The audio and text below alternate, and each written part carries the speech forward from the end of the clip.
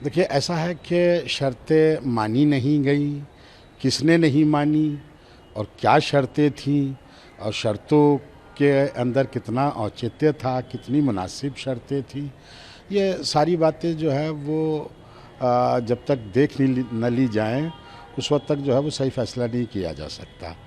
देखिए, ईरान अगर इस बात के ऊपर इसरार कर रहा है कि लबनान भी इसके अंदर शामिल होना चाहिए, इसमें फ़िलिस्तीन भी शामिल होना चाहिए, तो ये बात ईरान की बिल्कुल मुनासिब है। वो इसलिए कि ईरान का इज़राइल के साथ कोई बॉर्डर डिस्प्यूट नहीं है। ईरान की जो इज़राइल के साथ चल रही है और एक अरसे से मुखालफत चल रही है, वो माना फ़िलिस्तीन और लबनान ही को लेके चल रही है। जिस तरह से जब चाहता है वो उनके ऊपर बमबारी कर देता है, तो इस मुद्दे से ईरान पीछे नहीं हट सकता। या ये कि और दूसरे जो मुद्दे खलीज के हैं, तो खलीज तो पहले खुला हुआ था, हरमुज़ पहले खुला हुआ था। ये तो ईरान मजबूर हुआ है कि हरमुज़ के ऊपर जो है वो इस तरह से यानी एक तरह से अपना उस पर कब्ज़ा करे। तो ये बातें जो है वो वाक़ई ईरान की अपनी जगह के ऊपर मुनासिब हैं। रहा उनका यानी वहाँ के उपराष्ट्रपति का धमकी देना, तो इस तरह का काम तो ट्रंप भी मुसलसल कर रहे हैं। सुलह की बात चलती रहती है, उसके बावजूद जो है वो जंग शुरू कर दी जाती है। तो बहरहाल ये एक ऐसी चीज़ है कि इसके ऊपर ख़ुद अमेरिका को अंकुश लगाना चाहिए। बातचीत हो और बातचीत ही के ज़रिए से हल निकलते हैं। अब इस तरह से पहले ही जो है वो कह देना, ये तो बात किसी तरह से जो है वो सही नहीं है।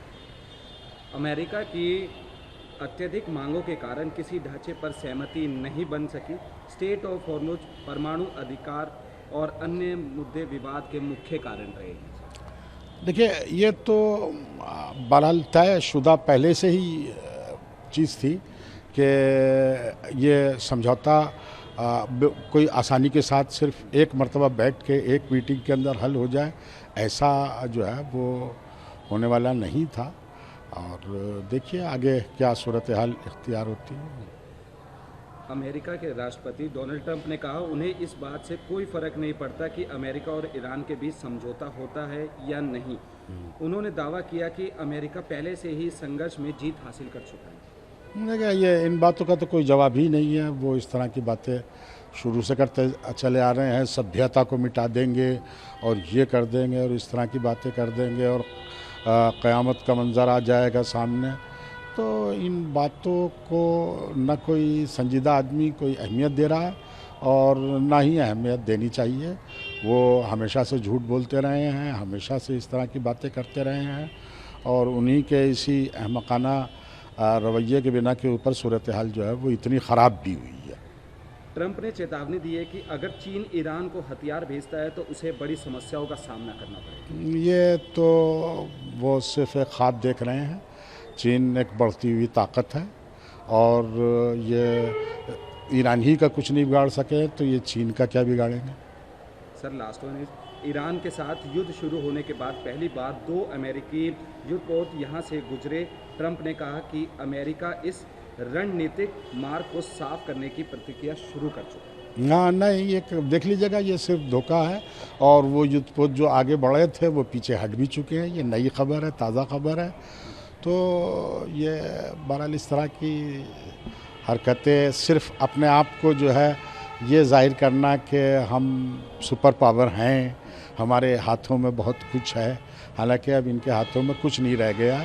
पूरी दुनिया के अंदर जो है इज़राइल और अमेरिका की इमेज जो बन के सामने आई है वो इंतहाई शर्मनाक है कि बेगुनाहों के ऊपर इस तरह के मजालिम करना ये इनका हमेशा सा शियार रहा है। जंग के अंदर पूरी दुनिया को धकेलना और इंसानियत का कत्ल करना, इसकी एक दो मिसाल नहीं बल्कि वियतनाम से लेकर लीबिया और इराक़ तक सैकड़ों मिसालें इस तरह की मौजूद हैं।